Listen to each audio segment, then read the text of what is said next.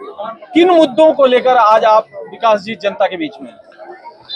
आज यहाँ पर अगर आपने मुद्दों की बात की है तो पिछले 10 वर्षों में माननीय प्रधानमंत्री जी ने इतने सारे मुद्दे यहाँ पर हम लोगों को प्रदान किए हैं, जिसकी वजह से आज जनता, पूरे देश की जनता में उनकी स्वीकार्यता सबसे ज्यादा है। चाहे स्वास्थ्य का मुद्दा हो, चाहे शिक्षा का मुद्दा हो, चाहे रोजगार का मुद्दा हो, चाहे आम जो भारतीय है उसके हित के लिए जितनी योजनाएं और नीतियां जो बनाई गई हैं उसका मुद्दा हो, उन सभी मुद्दों को लेकर हम सभी जो भारतीय जनता पार्टी के कार्यकर्ता हैं वो जनता के बीच में है।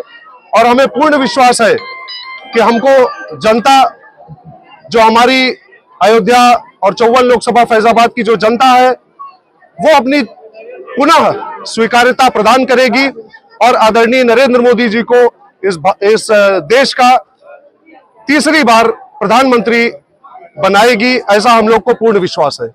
विपक्ष पुलवामा को मुद्दा बना रहा है, उसका कहना है कि सरकार ने ये हमला करवाया है और सिर्फ लोगों का ध्यान भटकाने के लिए, जिस पर एफआईआर भी रौनाई थाना में पंजीकृत हुई है, इसको लेकर क्या कहना? देखिए, इस तरीके के मुद्दे जो होते हैं वो विपक्ष ही उठा सकता है, क्योंकि उनके पास और कोई बात करने का मुद्दा नहीं है, विकास के ऊपर उनको बात नहीं करनी है।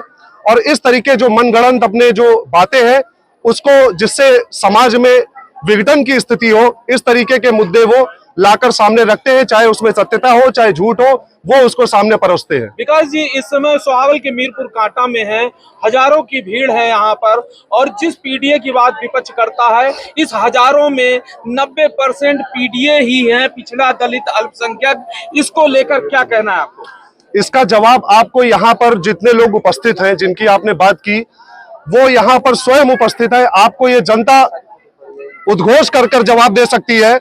अगर आप उनसे पूछेंगे कि आपने जो यहाँ पर भारतीय जनता पार्टी में जो विश्वास दिखाया है वो किस मुद्दे पर आपने विश्वास दिखाया है, वो आपको स्वयं आपको जो है इनकी बातों से, अगर आप अभी इनसे विचार इनके जानने चाहेंगे, आपको स्वयं बता देंगे कि उनके आदरणीय नरेंद्र मोदी जी में कितनी आस्था है। जीतने के बाद इन लोगों की उम्मीदों पर खरा उतरने के लिए आप क्या करेंगे? देखिए, पिछले 10 वर्षों में आदरणीय नरेंद्र मोदी जी हो या हमारे माननीय मुख्यमंत्री पूज्य महान श्री योगी आदित्यनाथ जी हो, इनके नेतृत्व में सरकार ने इतनी सारी योजनाएं यहाँ पर आम जो सबसे समाज में सबसे पीछे पिछड़े पायदान पर खड़ा व्यक्ति होता है उसको प्रदान की है। और उन्हीं सारे जो हमारे मुद्दे हैं, उन्हीं सारी योजनाओं को हम फिर से आगे बढ़ाएंगे और हमें पूर्ण विश्वास है कि आदरणीय नरेंद्र मोदी जी पुनः इस भारत के प्रधानमंत्री बनेंगे। राकेश जी, सवाल आपसे है कि हजारों की संख्या में यहाँ लोग इकट्ठा हैं, जिस पिछड़ा दलित अल्पसंख्यक के बल पर विपक्ष जीतने के दावा कर रही है, उसी पीडीए पिछड़ा दलित अल्पसंख्यक को आप इकट्ठा कर कैसी चुनौती दे रहे हैं आप? हम लोग हमेशा गरीब और मजबूर लोग का सहायता किया करते थे बचपन से। अभी किसी की दवा की जरूरत है, किसी का कोई परेशान कर रहा है तो हम लोग थाना तहसील पूरा काम लोग कराते हैं। या कभी ये कंबल नहीं बांटना हुआ, लगभग 40,000 का हमारा लक्ष्य था गरीबों में कंबल बांटना। कितने दिनों से ये कार्यक्रम लगभग 7-8 साल से हम लोग ये कर रहे हैं। कितने दिनों से ये तैयारियां चल रही थी? ये तो केवल हम कल सुबह तैयारियां शुरू किया, आज ये इतना भीड़ हुआ है। ये 10-15 गाँव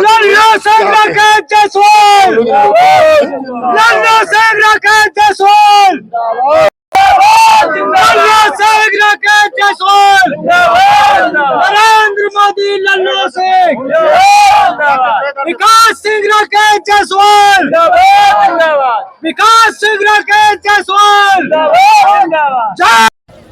जिसमें आप सभी लोग आए हैं और आप लोगों से निवेदन है प्रधानमंत्री नरेंद्र मोदी जी को अपना वोट रूपी आशीर्वाद दीजिए और लल्लू सिंह चौहान जी को